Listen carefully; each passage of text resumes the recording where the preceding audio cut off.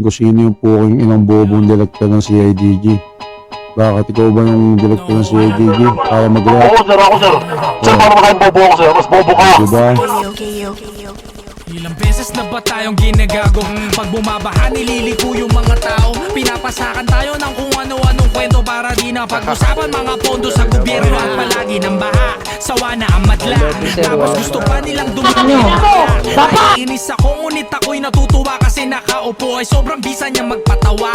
Nasa na si Gio, ngayon kailangan natin. Mayaman na kasi kaya ayaw niya nang sumali. Ang dami ng sabik sa iyong pagbabalik. Yung real talk pare, pahiram mo na saglit. Sobrang daming malambot, kulang sa astig. Pinupuri na ngayon kapag baliw ka mag-isip. Yeah, I'm sick of it, puro pulong shit.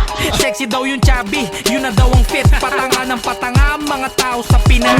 Every year may bagong gender na nilalabas. Hindi na makakontra, lahat binabaon. Takot na rin makancel, ultimo relihiyon. Bawal ka magsabi ng mga katotohanan dito.